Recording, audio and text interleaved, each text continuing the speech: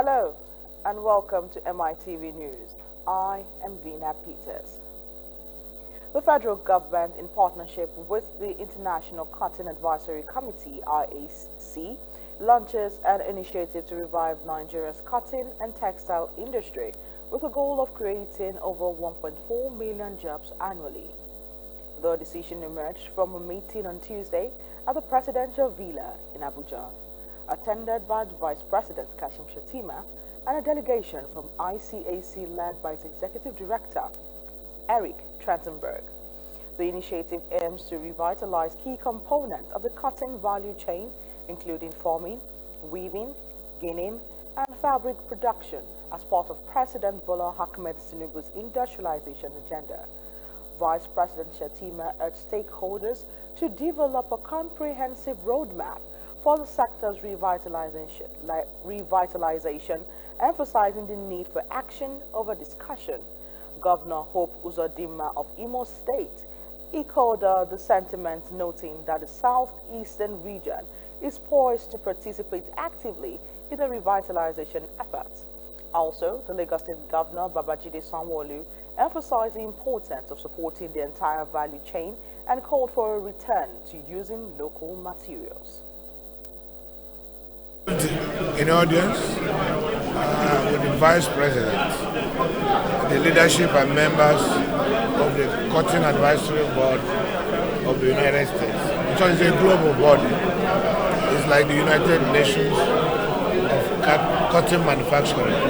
The entire production chain of cotton up to textiles. So, and the whole idea is to leverage on this opportunity to revamp the industries in Nigeria, which many of them are now moribund, particularly in the cotton and textile sector. And this is a new opportunity that is creating a new partnership for us to cross-pollinate ideas with the experts to bring new skills, new ideas, and new and fresh innovations into revamping the industries in Nigeria.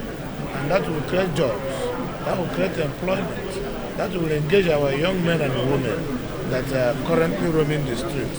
So for me, I'm very excited to be part of this conversation that will now revamp the economy of the country. It's a new partnership and which we will leverage from. Before this time, you will agree with me, in the whole of Lagos State, a solo area, there's so many cotton industries, textile mills, textile industries. Kaduna was famous to be a center for cotton production and textile mills. The northern areas, the land were very fertile for growing cotton and then processing cotton. So I think we need to stimulate the economy. We need to create more jobs. We need to redefine Nigeria. We need to engage our young men and women and then align properly with the new digital age of production and the economic stimulation. Okay, so if we can talk to your brother from Lagos State, the question would be, if we are growing cotton, are we going to patronize the ones? We get your view on the desire to revive the cotton industry? No, I think on behalf of ICAC, we're really excited to be in Nigeria. We're really excited. On behalf of ICAC, we're really excited to be back in Nigeria. I was actually last here in 2011. In terms of the opportunity, I think, for Nigeria and for Africa in general, now is a really compelling historical moment. You have low-cost labor. You have market access through AGOA and through the economic partnership agreements with the EU. You have a lot of really talented people and very forward-leaning government officials. So I think actually now is the time, and ICAC is ready to help with Nigeria, to help you achieve your goals as a country, to help create quality jobs, to help generate foreign exchange, and reimagine the global cotton economy and the Nigeria cotton and textiles economy. Thank you very much. Polyester, not cotton. And polyester happens to be cheaper than cotton. Cotton is a higher, grade to sew as against using polyester. And polyester, if our refineries were working, from what we've also been understood now, is actually supposed to be one of the byproducts coming out from the refinery. So really for us is to look at the entire value chain. There's so many things that we can trap back in this country. And that's why we say to ourselves, let's produce what we use. Let's use what we will produce. Let's go back to our garments, cutting edges. The statistics shows that it was employing, directly and indirectly, almost 15 to 18 million Nigerians, in that entire value chain. If you can bring back that, even if it's 5 million in the next 2 years, it will take us, further away. And we've seen the institute, which is like they said, like the United Nations equivalent of the cotton industry in the world, coming here to support, to help us. And Mr. Vice President has given us a matching order, has given a commitment, which I think is a great news that everybody must take away from here. And he has given them a roadmap for us to go and work. The development of the textile industries in Nigeria. But I've been part of the conversations inside the conference room for the past 2 years or thereabout. We know that there are bigger problems. We knew about the problems of yield, power, investments, and all of that. Going forward, the most important thing is the fact that we have been given a marching order and everybody has committed themselves to playing their role. For us in the customs, it is around policy implementation, policy formulation and policy implementation. What I heard in the room was that one of the things that killed the textile industry is policy. Now we are revisiting policies to ensure that we restore it and launch Nigeria to the path of economic recovery. As for us in the customs, we are affirming and we are committing ourselves. We do all we can to make sure that we protect the textile industry. Today our day is made up. We have listened to the visitors, we have listened to international people. Cotton is an international crop, and we have discussed with them. And we are happy that revival of textiles has started, and the cotton textile garment will come up now. So we will have big employment. We employ our children. There will be no more protests. People will be employed, and it will reduce the security problem in Nigeria. So we have spoken today, and by grace of God, we are going to win. And it's not actually about funds. It's not actually about funding. We want to ensure that the environment is properly taken care of. So we have the cotton, we have high yield. We need scientific explanation because cotton is not a mere crop. Cotton is a scientific crop, and we need scientists to tell us how we can have higher yield. But what about the patronage? Patronage will happen. Textiles will patronize it. Textiles will come up. What about Nigeria not patronizing what they manufacture? Yeah, patronizing in what sense? Because of lack of raw materials, and there's a lot of smuggling. So once that one is done, the textiles will come back. We'll have about 70 textiles to come, because today now we have only 24 textile mills in Nigeria instead of 200 in the past. So the booming days will come, and we're going to survive by His grace. Thank you very much. Minister of Culture of Creative Economy Hannatu Musawa stresses the need for government to take Nigeria's art and culture to great heights by promoting natural heritage as values. Musawa made the indication on Tuesday at the inauguration of the Technical Committee to oversee the establishment of King Jaja of Okpobo Cultural and Historical Center in Okpobo, Rivers State. She says the project is considered key in the preservation of Nigeria's culture and heritage. Correspondent Linda Ike reports that Musawa added that the history of Nigeria cannot be complete without adding King Jaja of Okpobo, one of Nigeria's great past heroes. Immortalizing him and allowing the next generation to understand the strides that he has made, the values, the traditions, the culture, that he has been able to impart, I think will really make Nigeria more fortified as a country. Again, sir, I really am honored to even be in the presence of such royalty, and I thank you and all your people, and I want you to know that for me, everything that needs to be done to ensure that Nigerians and the international community know of the legacy of this great man, I'm ready to do everything. So I thank you, and we look forward to teaching Nigeria and the international community who this great man was. So when you talk about all the great heroes of Nigeria, I think King Jaja of Opo will certainly has exposure to appreciation, immortalizing, in terms of developing our culture, our tradition, even in terms of research and studies, in terms of letting the world know exactly who we are, bonding us together as a people. It will also create jobs. Is it in the area of tourism? A lot. It will open up that environment. It will open it up. So there are a lot. We expect a lot to achieve, a lot to gain. It will be right for us to begin to think that that axis, the Opopo axis, will now become the hub of tourism in River State and even in the South. If we harness the things that are there properly. We have the aquatic splendor. They're just behind the ocean. We have a neighboring local government area, Andoni, that has elephants. If those elephants are conserved at this period, you can imagine what that will bring to us with the white beach by the Atlantic Ocean. So lots of things that will happen. Talking about the blue economy, it's going to also be part of its development. It is not only to Opobo that has not only bad for Opobo people. It is for the generality of the country and the world. To immortalize King Jaja, in this way, is to leave a legacy behind for generations unborn. To know that these people fought, for the defense of this country, and for them to inculcate in them the spirit of patriotism to defend this country and make sure that the future of this country is brighter. The Chief of Defense Staff, General Christopher Musa, have announced that the military and other security agencies are actively pursuing individuals behind recent calls for an undemocratic change of government.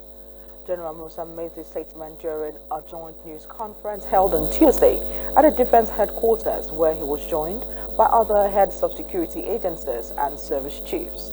He noted that the military has identified certain protesters advocating for regime change as being sponsored and is working diligently to apprehend those responsible. Lieutenant General Taurid Lagbaja, Chief of Army Staff, also emphasized that the Army's primary focus is deploying resources to quell protests that have escalated into riots with the goal of maintaining sustainable peace across the country. Vice Admiral Emmanuel Ogala, Chief of Naval Staff, further highlighted the Navy's ongoing collaborations with other security agencies to ensure safety and security within Nigeria's maritime domain. Air Marshal Hassan Abubakar, Chief of the Air Staff, however, reiterated the Nigerian Air Force commitment to supporting all operational engagements of the armed forces. On behalf of the officers and soldiers of the Nigerian Army, state unequivocally that the Nigerian Army stand assured in defense of our democracy, of our peace, of our harmony, and we are not going to shift ground on that. The Nigerian Army will not sit by and watch the nation slide into anarchy. Accordingly, the troops of the Nigerian Army will continue to work in conjunction with other security agencies in the population space to maintain law and order. On our part, the Armed Forces of Nigeria, we've been doing all that we need to do to ensure that we provide the enabling environment to support Mr. President and this government in the attainment of this objective of reducing poverty and hardship in this country. Particularly the Nigerian Navy, we have been working assiduously towards addressing the issue of insecurity in a maritime environment, and this has so far been paying positive, yielding positive results, leading to the increase in our oil production, which is the mainstay of our economy. It's very clear to all that the protests have been hijacked by criminal elements and other groups that do not mean well for the country. I want to remind all Nigerians that while it is a constitutional right to participate in peaceful protest, it is also an offense and a crime to engage in disorder, violence, and chaos. Group of people who started campaign, subversive campaign, waving flags of other countries and openly calling for military takeover of government. This is not a protest, but an offense of treason. I want to use this opportunity to warn our youths to desist from accepting foreign flags from agents of destabilization. It implies for the local markets, because we're trying to address the interest of all the stakeholders. Most of these food items that is going to enjoy these duty waivers and concessions are also being cultivated by Nigerian farmers. And so there is the interest to strike, there is the issue of striking a balance between the interests, the long-term interests of Nigerian farmers, Nigerian stakeholders who are involved in the productions of these items, and the short-term interest of addressing food inflation. We appeal to our youths, to our mothers, to our fathers, to generality of Nigerians, to please give peace a chance and allow the government do what is needful. As committed as it has become, the federal government and all the subnationals will do what is very strategic for the nation.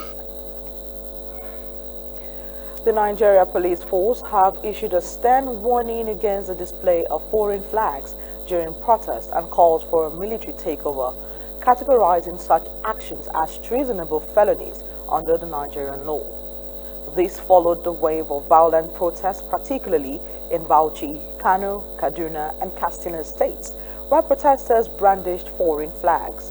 Spokesman of the police force, ACP Muyiwa Ademola, says ongoing investigations revealed that protest organizers in the states mentioned above are luring innocent children into participating in these unpatriotic and criminal acts.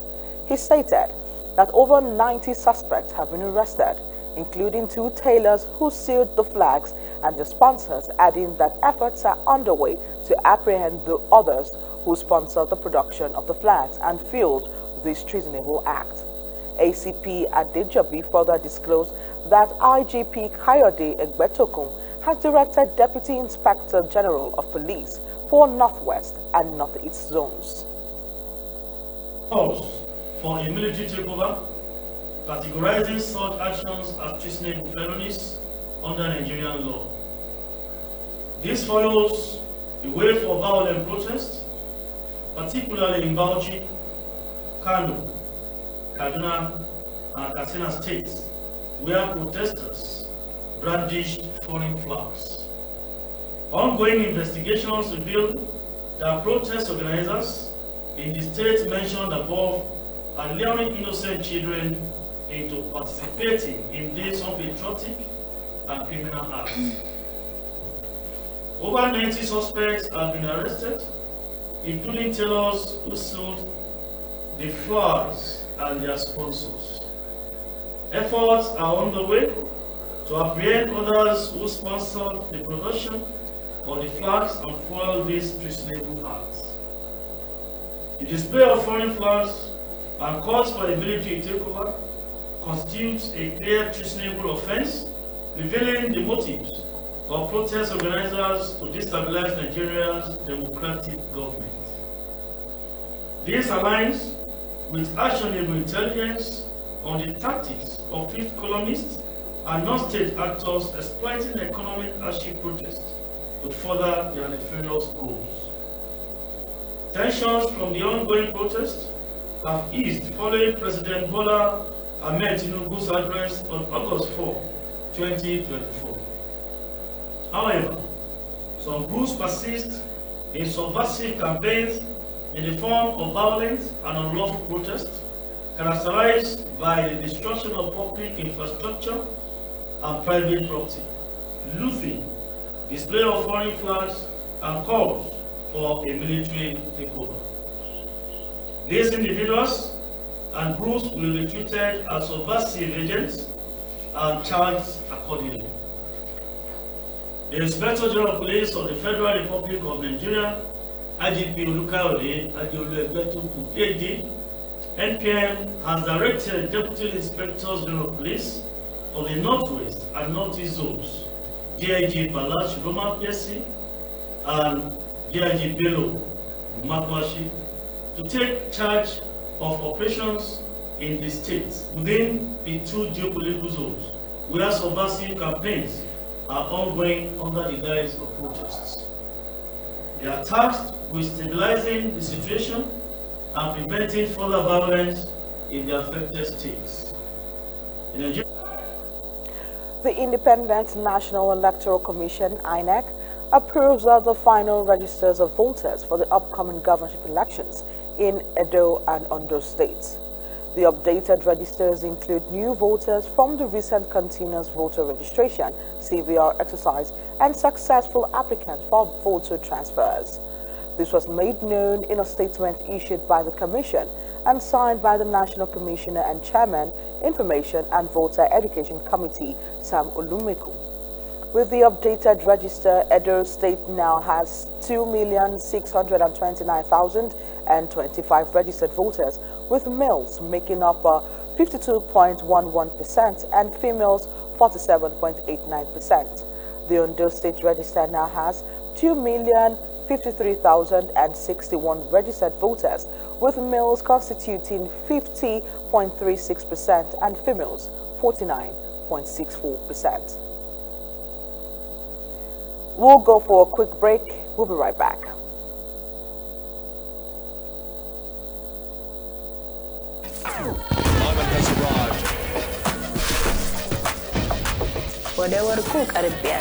Closer to your champion. Stay connected for every medal moment from the 2024 Paris Olympic Games. Get closer to your champions with Supersport on DSTV, the home of entertainment. This season of Big Brother Naija is a must follow. Follow every twist and turn with eyes wide open. Cause even when the journey begins with chemistry, chaos follows. Strap in for two journeys in one house. Big Brother Naija Season 9, showing 24/7 on DSTV Channel 198 and GoTV Channel 49. Gold sponsor, Guinness. Black shines brightest. Welcome back, still on local stories. The Dr. Abdullahi Ganduje-led National Working Committee of the ruling All Progressive Congress APC on Tuesday summoned Senator Ali Ndume to explain his recent utterances against President Bola Tinubu, which led to the former's removal as Senate Whip. Speaking after the meeting, Dr. Ganduje says the party was satisfied with Ndume's apology and would convey same to the leadership of the Senate with a view to having it review its position. Ndume was removed after the NWC wrote the Goodwills Akpabio-led Senate complaining of Borno Senator utterances against Tinubu. A federal lawmaker in the House of Representatives, Akinlayo Kolawole, urges Nigerian youth to embrace dialogue as a means of addressing their concerns. Akinlayo made the call at the National Assembly while addressing newsmen on the heels of protest in the country. He explained confidence that the government of President Bola Tinubu will steer the country to prosperity, pointing out the administration is still new and inherited a faulty system. Correspondent Linda Ike reports that President Tinubu is confronting the various challenges head-on for the benefits of Nigerians. the youth that are protesting, I will visit them and advise and also beg them to please dialogue. Because if you could see that the crisis in Iran and what's it called, the crisis in Russia and Ukraine, for the past almost 2 years, they'll be fighting and no solution in place. But if they come to table, I think that crisis will be resolved. So I want our youth to also consider that olive branch that the president has offered them, that they should come to table for dialogue. So whatever demand they have, they can table it before the government. The one the government can do immediately, they will offer it. The one they can do in a long time process, they will also let them know. So dialogue is better than protest. Because we could see what is happening now. A farm of a serving senator was burned down, and that is not protest in Jigawa State. If that is protest, that means that's personal interest or hate. That's what it is. So we advise our youth and our compatriots to please be patient with the government. The government will do the needful at the right time. The Central Bank of Nigeria, CBN, on Tuesday announced the approval of a pivotal financial accommodation to support the proposed merger between Unity Bank PLC and the Providus Bank Limited. The Apex Bank, in a statement by its acting director of corporate commissions, Hakama Sidi Ali, says the move is designed to bolster the stability of the nation's financial system and avert potential systematic risk. The CBN says it remains committed to safeguarding depositors' interest and ensuring the smooth functioning of the banking sector through proactive measures and strategic interventions. 2 accident victims, male and female, escaped death by whiskers in a serious multi-vehicle accident at the new garage by Odoiya Laro area of Ojota, Lagos State around 3 a.m. on Tuesday morning. The duo who were involved in the accident, which involved a Volkswagen commercial bus loaded with vegetables and a container-sized vehicle that had crashed into a Jersey barrier, were immediately transported to the hospital by the Lagos State Ambulance Service. They were rescued by a swift response of the State Traffic Management Authority, LASMA, whose General Manager Olalekan Bakare-Oki led his team and other emergency responders at the scene of the crash. Bakare-Oki says the accident was particularly alarming due to ongoing rehabilitation work on the Odoiya Alaro Bridge. In a related incident, another loaded tanker also collided with a barrier at the same location, very close to the initial accident scene, but fortunately, no casualties were recorded.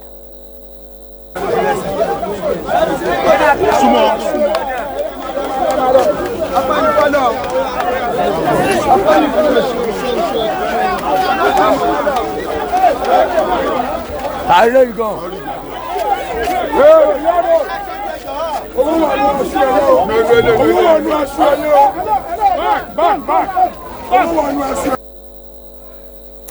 The People's Democratic Party and the ruling All Progressive Congress in Ekiti State on Tuesday bickered over the situation of hunger in the state and why Ekiti residents shunned the nationwide organized by some groups.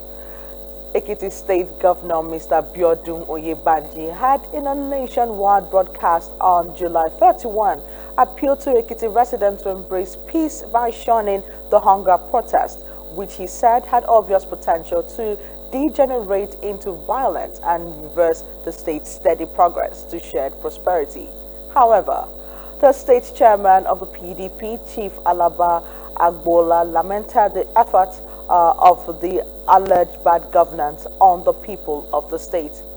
He adduced the reason for the Ekiti people's action, saying Ekiti people are too hungry to participate in the ongoing nationwide End Bad Governance protest. Now, the governorship candidate of the new Nigeria People's Party, NPP, Olubenga Edema, for the upcoming November 16 election in Ondo State, has accused Governor Lucky Ayedatiwa of lacking transparency and accountability in the distribution of rice and other palliative provided by the federal government. Edema claimed that Governor Ayedatiwa is running the state as a personal enterprise rather than the interest of the general populace. In a statement issued in Akure, Edema presented evidence suggesting that Governor Ayedatiwa allocated the rice and palliative received from the federal government exclusively to members of the All Progressive Congress APC. He says the federal government palliative was being used as tools to further the governor's personal agenda. The NNPP flag bearer challenged Ayedatiwa to disclose what happened to the state share of the 576 billion naira released by President Buhari to expand livelihood support to citizens. No fewer than 100 widows were empowered by Mrs. Bukola Fajuyi in Ado-Ekiti, Ekiti State. Presenting the gifts to the widows in Ado-Ekiti, Mrs. Fajuyi submitted that she is contributing her quota to the widows in order to make food available for them. She stated that the current economic situation in Nigeria is too hard, saying this informed her action in empowering the widows. One of the widows who spoke with journalists showered encomium on Mrs. Fajuyi for the gesture. We can see and we can feel it, the situation of the country, how good it is, because I will not say anything negative. So I now thought of it that we should assist the less privileged and the widows in our society. So that is why it's coming up this evening to give a helping hand to these widows and the less privileged women in our society, because the Bible will make it clear to us that if you close your ears to the cry of the poor, when you call upon God, we will not listen to you. I thank her for what she did for us. I'm really very, very excited because in my life, I've never experienced anything like this. But I thank God.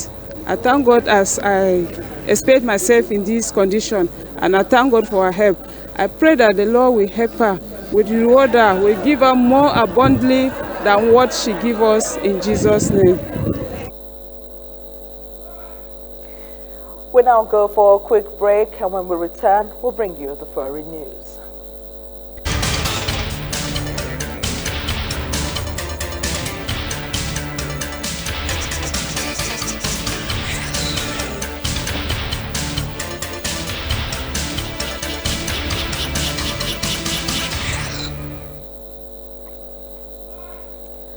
Kamala Harris picked Tim Walz as her running mate on Tuesday, opting for the Minnesota governor as the partner most likely to complement her in a historic and bruising bid for the White House.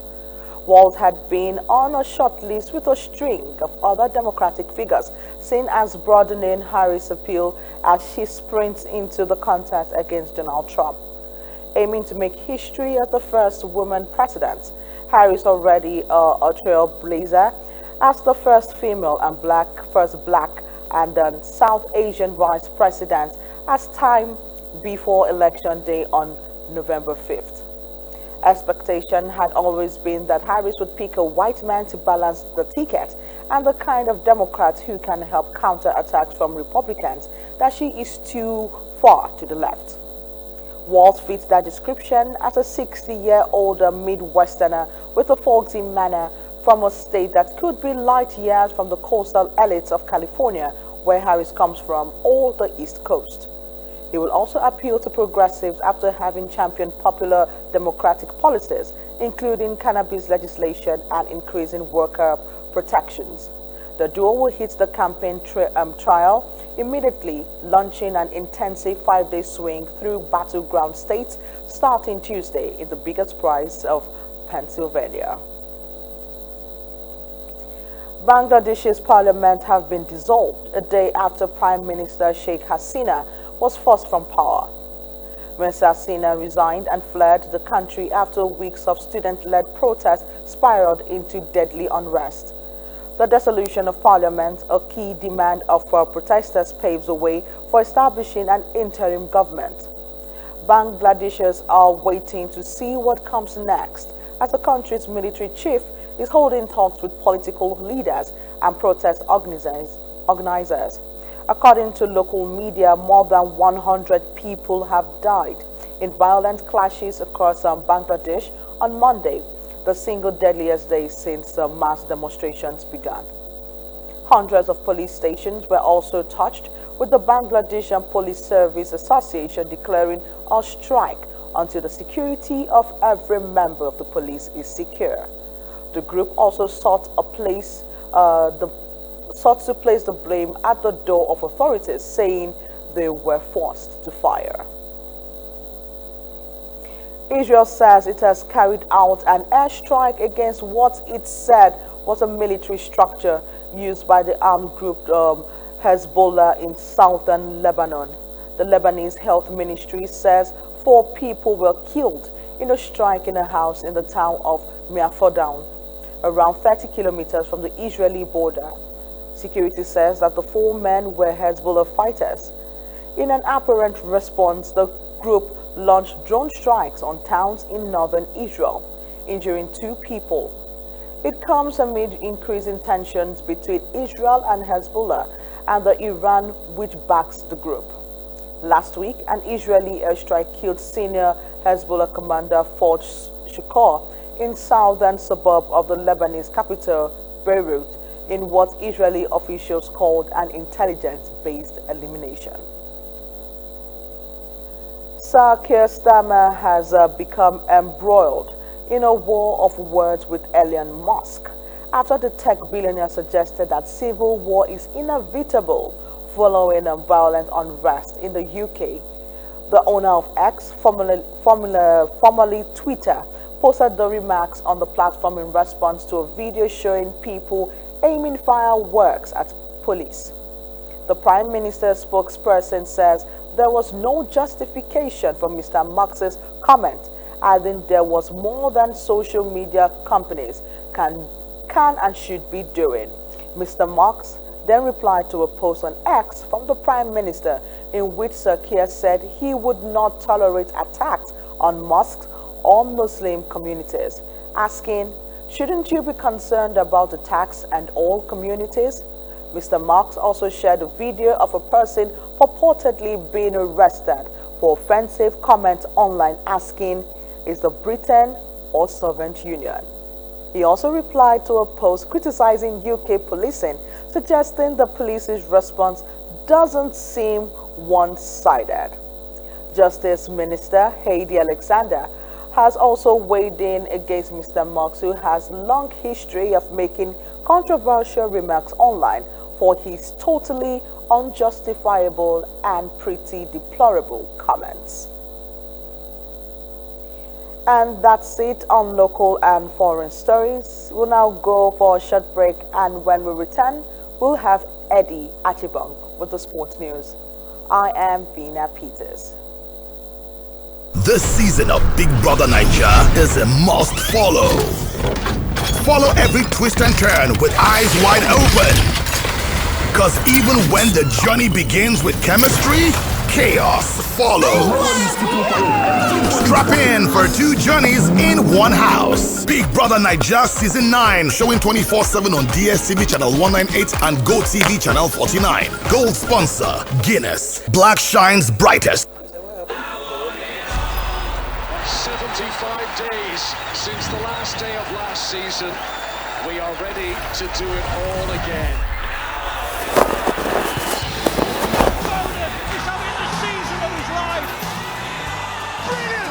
Just brilliant! That is quite something! Stay connected for all the football you want, starting from 5,100 naira per month. Moment has arrived. Closer to your champion. Stay connected for every medal moment from the 2024 Paris Olympic Games. Get closer to your champions with Supersport on DSTV, the home of entertainment. This season of Big Brother Naija is a must follow. Follow every twist and turn with eyes wide open. Cause even when the journey begins with chemistry, chaos follows. Strap in for 2 journeys in one house. Big Brother Naija Season 9, showing 24/7 on DSTV Channel 198 and GoTV Channel 49. Gold sponsor, Guinness. Black shines brightest. 75 days since the last day of last season. We are ready to do it all again. Phil Foden is having the season of his life. Brilliant! Just brilliant! That is quite something! Stay connected for all the football you want, starting from 5,100 naira per month.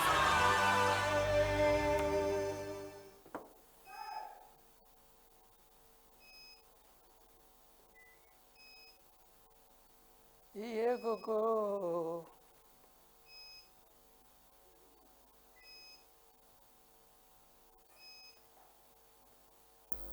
Ivan has arrived. Closer to your champion. Stay connected for every medal moment from the 2024 Paris Olympic Games. Get closer to your champions with Supersport on DSTV, the home of entertainment.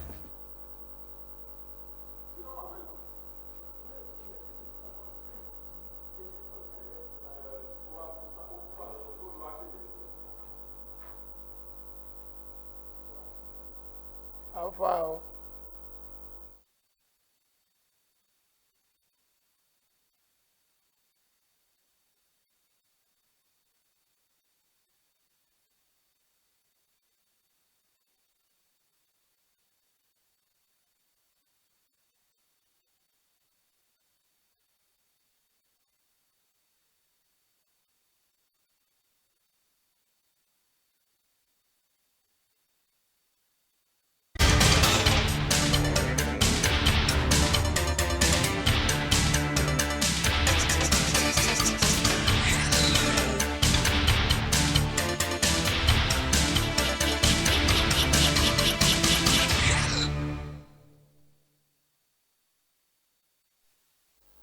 Good evening and welcome to Sport News. 3 Nigerian women have made it to the Paris Olympic finals in the women long jump event. Ese Brume jumped 67.6 meters, while Ruth Usoro reached 60.68 meters, and Christina Ochonoko achieved 6.65 meters respectively. This means that out of the 12 finalists, 3 are from Nigeria, and this is the first time that 3 Nigerian women have made it to the event final at the Olympics.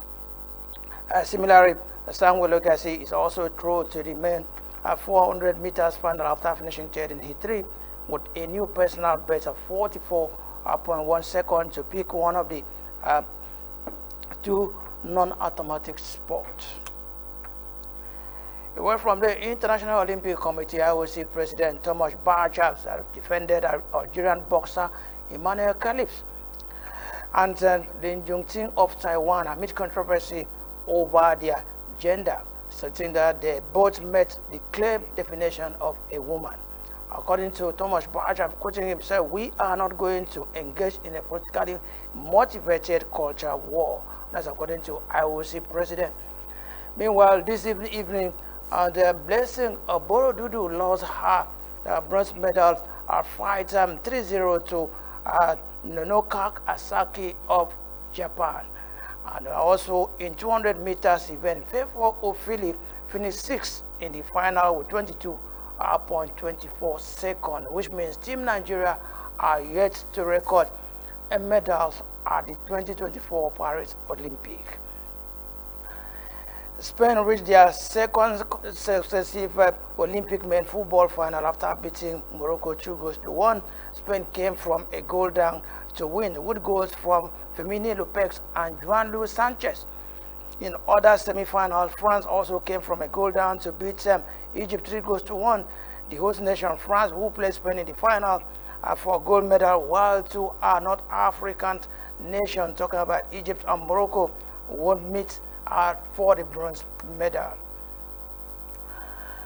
Nigeria National League side Heartland Football Club of Warrior fell former Super Eagles winger and national under-17 winning coach Emmanuel Amunike as their new head coach.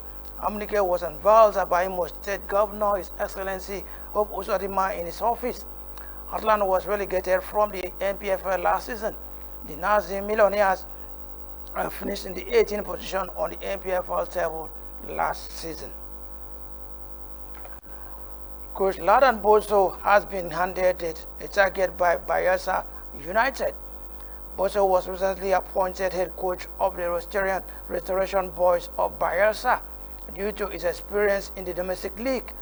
Bayelsa State Commissioner of Sport Development, Honorable Daniel Igari, tasked Ladan Boso to secure a continental ticket next season in the MPFL. Let's just see if he will be able to achieve that. The Nigerian Women Football League NWFL on Tuesday announced Cross River State as the host of the 2023-2024 NWFL Championship. The league's second division will be held from August 31 to September 8, 2024 in Calabar, the Cross River State capital. Governor Biodun Ojebanji of Ekiti State has approved the technical crew for Ekiti United Football Club and Ekiti Queens. Respectively, the technical advisor to the governor on sport development, Dr. Olushola Osebati, confirmed Coach Akinolu Okere as Ekiti United head coach, while Candy Jacob is the new head coach for Ekiti Queens.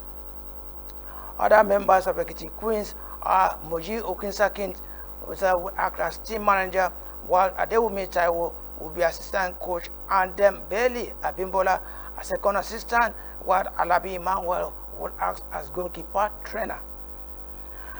Finally, Super Eagles defender William Trusekong has agreed to join newly promoted Saudi Arabian club El Khalud from PAOK Salonika of Greece. With the two clubs agreeing on a fee plus a personal terms for the Trusekong. Trusekong joined PAOK Salonika from Watford in the English Championship last June. He was named most valuable player at the 2023 African Cup of Nations in Cote d'Ivoire early this year. That is sport news this evening, and that rounds up MITV Primetime News. I'm Eddie Achimon. Do have yourself a wonderful night rest and good night.